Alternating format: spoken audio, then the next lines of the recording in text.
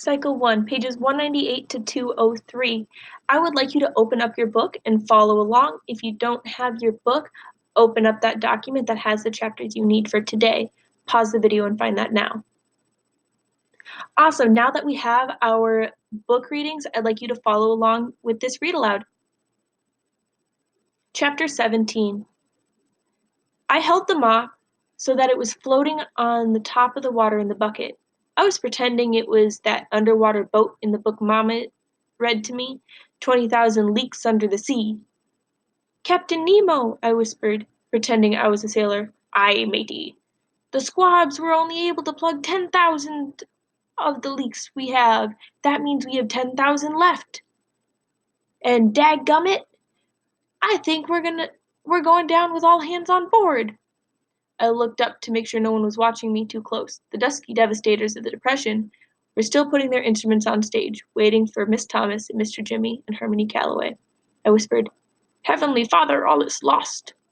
Then I made the mop sink into the water, drowning Captain Nemo, Matey, and all the poor squabs. They went down with a bunch of bubbles and soap suds and dirt. All right, we're going to look back at our quiz here. It tells us what the actual book is. He's talking about 20,000 Leagues Under the Sea. And that's a classic science fiction adventure novel by French writer Jules Verne, published in 1870. The story follows the adventures of Captain Nemo and his crew. A league is a measure of distance traveled under the sea.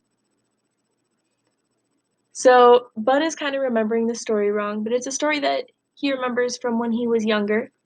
And I feel like it takes on that bit of imagination that Bud brings to everything. He definitely gets carried away by his imagination, doesn't always remember things correctly. All right, let's continue on. I know Harmony Calloway was trying to work me like a dog, but he was doing a really bad job of it. I'd already wiped all the tables and chairs down in the log cabin, and now I was going back to clear mop the floor for the second time. It was a piece of cake. The bucket even had a thing on top of it that you could use to wring the mop out, and Harmony Calloway didn't even know how much fun I was having. Making somebody work hard isn't as easy as it looks. Some folks are good at it, and some folks aren't. Some folks can look at you and tell if you're even thinking about slacking off. They'll add some work to you faster than you can say Jack Robinson. Some folks will find an excuse to strap you, even if you're working as hard as you ever did in your life. I stuck the mop head in the wringer. I pretended it was somebody at a washing machine, not paying attention to what he was doing and getting his whole body pulled through and wrunged out. I let the handle up to see what was left of his poor soul. But before I could check, someone yelled out, 1, 2, 1, 2, 3. I looked up. The thug was brushing his sticks across the round gold metal things next to his drums, and making it sound like a soft rain was commencing to fall on someone's tin roof. Only instead of sounding like rain splashing any time it wanted to, the thug had it sounding like it was coming down in a steady, bouncing way. Then Dirty Deed started making the piano sound like it was a kind of drum. For a second, it felt right in with the rain pats that the thug was making. Then it took off, and it made you think of what Niagara Falls must sound like. It sounded like big, bright drops of water splashing up and over and up. The drops would fall loud and clear as anything. Then, before you knew it, they were right back into Thug's steady, bouncy beat. Steady Eddie started snapping his fingers real soft in time with the piano and the drum, his toothpick jumping right along with his fingers. He put his axe in his mouth and blew, but instead of the horn making music, it seemed like Steady made it talk. He blew one long, low, rumbly sound, and I knew right then, with that one deep, sad moan, what the most beautiful sound in the world was. Steady held the note for a long time, then made the sax drift away from the rest of the storm of music. It swirled and floated back and joined the rain sound that the thug and Dirty Deed kept going. I stood there. I didn't even hear Miss Thomas and Mr. Jimmy and Harmony Calloway come up from behind me. Miss Thomas rubbed her hand across my head and said, Bud, You've done a great job. This place is sparkling." I was gonna say, "Thank you, ma'am," but it seemed like talking was wrong. Uh, but it seemed like talking was wrong, what with all these wonderful sounds were coming from the people on stage. Mr. Jimmy said, "La bone looking good, son." Hermione Calloway grunted, and three of them walked up on the stage. Mr. Jimmy picked up his horn and joined in the storm. Miss Thomas sat on a stool, closed her eyes, and ducked her head up and down, up and down. Hermione Calloway stood next to his giant fiddle and started bobbing his head too. He put one of his hands near the top of the fiddle and began pulling at the strings with his other hand.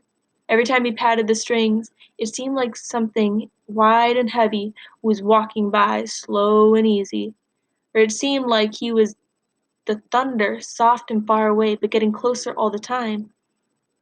All of the instruments blended up together, and just like that smell in the library, you couldn't tell which one was your favorite. First you'd say it was Mr. Jimmy on the trumpet, Doodoo-Bug's trombone, uh, would make you think it was the best. Then Dirty Deed would make the piano sound like water hitting big rocks, and you'd know there wasn't anything that sounded that good until Steady Eddie would make the saxophone sing and talk and dance around everyone else. And you'd swear that was the only sound you'd ever want to hear again. All the while Hermione Calloway and the thug kept everything moving by making the drums and the giant fiddle pound out the soft, steady beat, like someone's heart turned way up loud. You'd have a real hard time trying to figure out which instrument was your favorite until Miss Thomas opened her mouth. While the rest of the band was being a storm, she was the sun busting through thick gray clouds. With the first thing she sang, you had to wonder why this band was called Hermione Calloway and the Dusky Devastators of the Depression, or Hermione Calloway and the Nubian Knights. It should be called Miss Thomas and the Dusky Devastators of the Depression, and a mean old guy on the giant fiddle.